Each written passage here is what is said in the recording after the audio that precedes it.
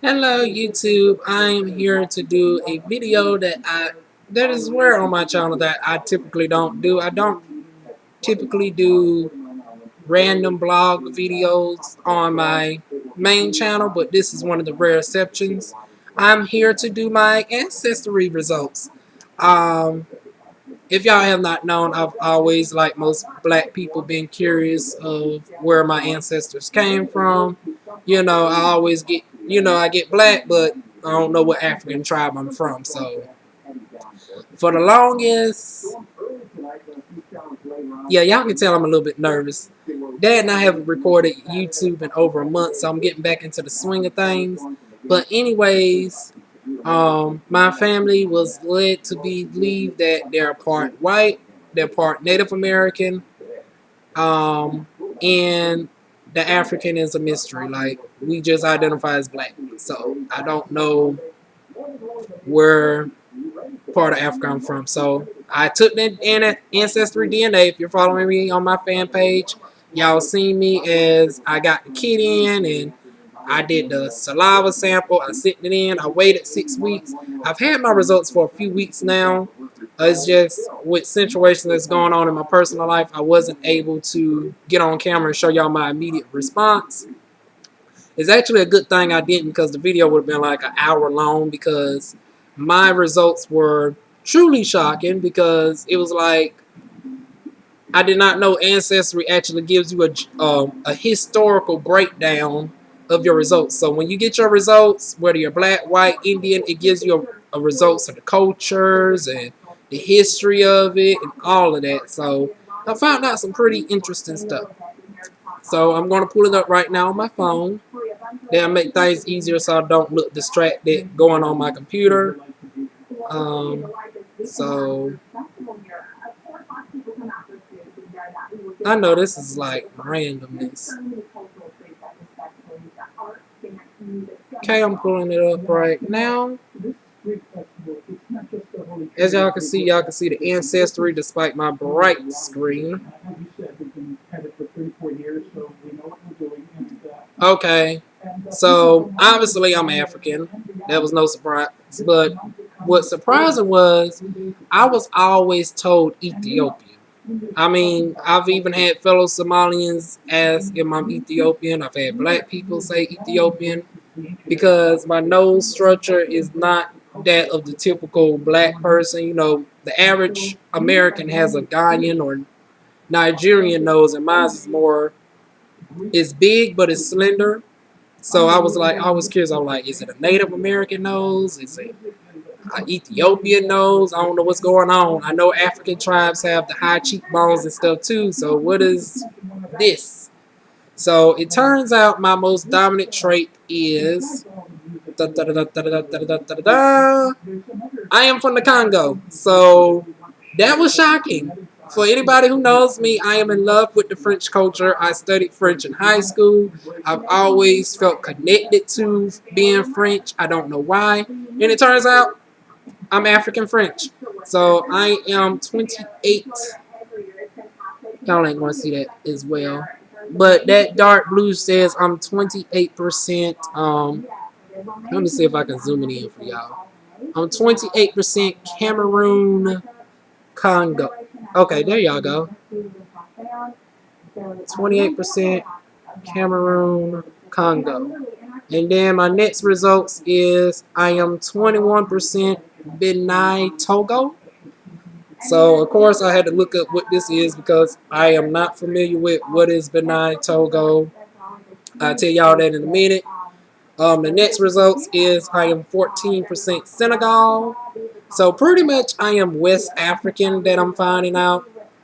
And all of them tribes over there are French-speaking countries. So I am West African with a few other results that's coming up, because I'm from 12 other regions as well. And for y'all that don't know, the West Africans was where the Europeans came in. I ain't going to bore y'all with the history lessons, but they came in from Great Britain to the other countries, and that's where the African slave trade started after the Africans got taken over. But this ain't going to be a history lesson for the day. The other results from Africa is I am 7% Mali, I am 5% Nigerian, and I am 11% trace regions. And the trace regions include being 5% African Southeastern Bantu. Next one is Ivory Coast Ghana. Next one is 1% African South Central Gather Hunters.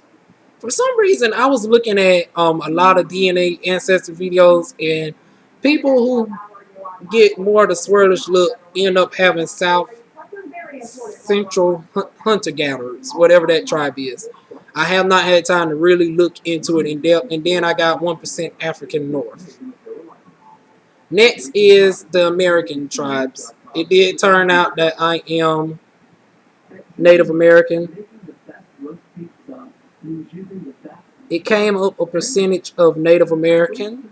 I was not surprised about that because, like I said, I do got family members that are alive that are more full-blown Indian, so I already knew that I was of some sort of Indian percent. I just did not know what was the percentage in me. I'm surprised that it actually came up because my great grandma is like she's not she's like a third Indian. So you divide that about 3 times. I thought I was gonna be some off the wall number like 128% or something, but it turns out all together, when it comes to the history of Native Americans, when the European settlers with Christopher Columbus and them came in and the African slave trade in the 1600s, the Native American community became diluted, so to speak. So I'm about to get into the full breakdown of my Native American, but it comes out that I'm roughly 19%.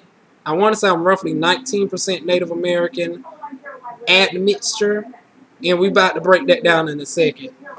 But it's coming up 1% pure, and the pure Native American means it's the Native Americans that obviously did not have any admixture with the European cultures, and they remained the most purest of the pure tribe. So I got 1% of that. I got 1% of Asian East.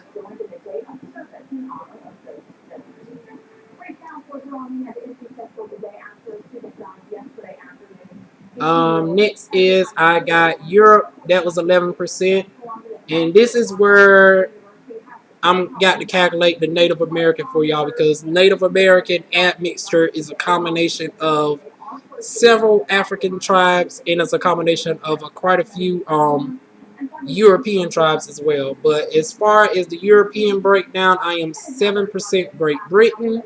I am 3% Iberian Peninsula, which is, I want to say, Cape Verdean. Then I got less than 1% Europe East. West Asia, I got another percentage, which is the Caucasus, obviously the Caucasian.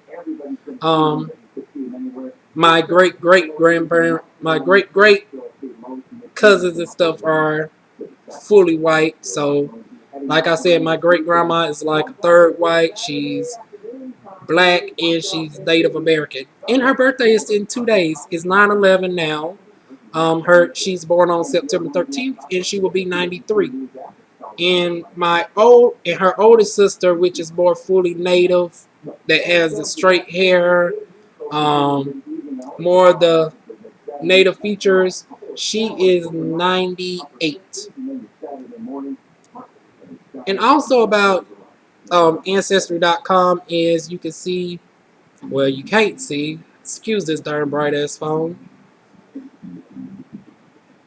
It lets you pinpoint the tribes. It isolates where you're from on the map. I wish I could show y'all better, but yeah.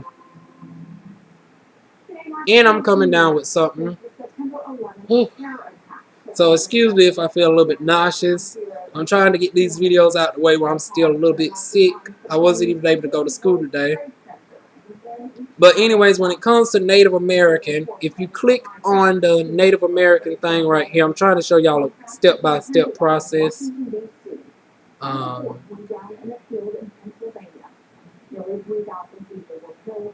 so it shows the percentage breakdown.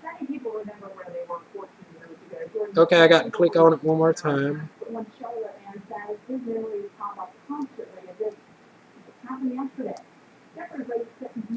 And I got some technical difficulties. I'll be right back. Okay, y'all, I'm back. I had to pause the camera right quick because it was taking me a minute and I ain't want to run the video up. But after clicking on the Native American button, after clicking on your ancestry, it gives you a summary of Native Americans. And I'm just going to give y'all an insert of what it says. So your most purest Americans are going to be people who are from Alaska, Canada, mountains and plains of the United States, dry valleys of Mexico, which is more so your West Indies, your Aztecs, your tropical jungles of Central America and South America, so people from Australia and the Patagonian steppes of southern Argentina and Chile. So that's a new one. So people of Argentina and Chile also have Native American in them. Those are going to be your most purest Native Americans that remained 100% that did not have any admixtures. And then when it comes to me, it shows you the regions, Native Americans that have admixture that you should calculate within your results. So as you see right there, it shows Iberian Peninsula and it shows Great Britain. So then I got to go and calculate my Iberian results in my Great Britain and calculate all that together. So after doing all of that, I want to say I came up with around 19%. Or maybe a little bit less. It must have been off. Okay, so my Iberian is 3%. My Great Britain is 7%. That's 10. Okay, I included Asian East in it because sometimes Asian East is included also. So that's 11%.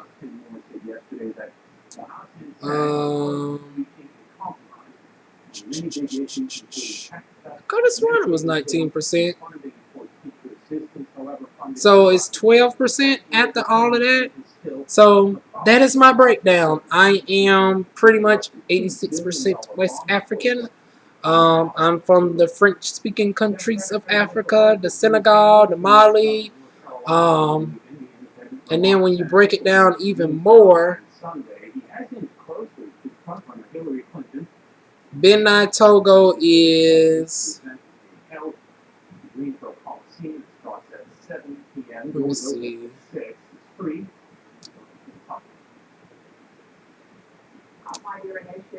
regions are mad mix. Benin suits just west of Nigeria.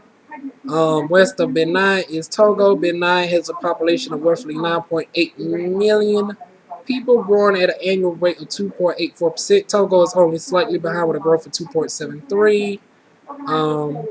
I'm just paraphrasing, by the way, because we'd be here all day. Okay, this is where it said I was from the Benin Togo. It said I'm from the Dahomey tribe, which I guess is like the capital over there. Many people in Togo and Benin speak one of about 20 related Jib languages.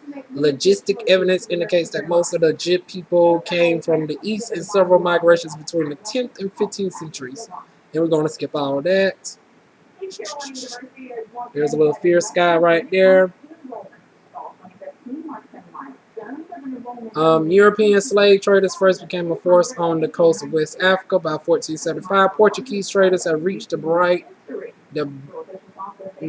Plain of Benin, Spain, and England. More than 2 million slaves were sent from Bight and Benin to the New World, and among them were many from Benin and Togo, major ethnic groups. The Aja, the Mana, the E, the Fon groups of this region were the third most enslaved group sent to the New World, and this goes into the African slave trade. Then it goes into colonization. With the end of slavery, the kingdom of Dahomey lost its revenue source and began the economic decline.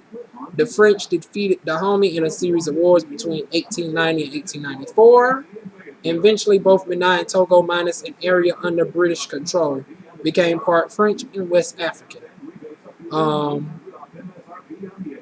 And did you know Benin village of Gavi stands on stilts in the middle of Lake Nukwi?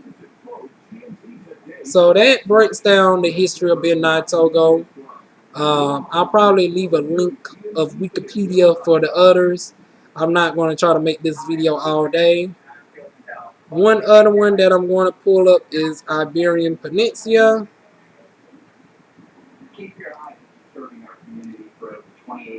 That's what that one is. So it is separated from the rest of the continent of Europe by the Pyrenees Mountains, and the Iberian Peninsula lies between the Mediterranean Sea and Atlantic Ocean. The people living in the Iberian Peninsula region are fairly admixed, which means that when creating genetic ethnicity estimates for people native to this area, we see similarities to DNA profiles from other nearby regions. We find that approximately 51% of the typical native DNA comes from this region. Okay. And then it shows the tribes are Tartanesian, Celtic, Tordanic, just fuck it. I'll show y'all. I can't even pronounce them things. Those are the tribes of the Iberian coast.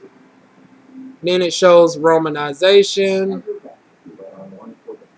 and all that good stuff. So it's an interesting background. So if you was to click on it, it shows you a breakdown of all your histories and all that. So at the end of the day, I'm West African, Native American, and partially Caucasian. I don't identify too tough. I mean, I got Caucasian family members, but I identify as a chocolate sister, obviously. So that is it. If you have any questions, tips, comments, suggestions, feel free to leave it in the comments box. Like this video. Like I said, I would leave as many of the links as possible to the tribes. It was a lot more, but I don't want to run this video up because I already know this is going to be like 20-some minutes. But anyways, any tips, comments, suggestions, you know what to do. Leave it in the comments box. Like this video if it was helpful to you. And I'll see y'all soon with more videos.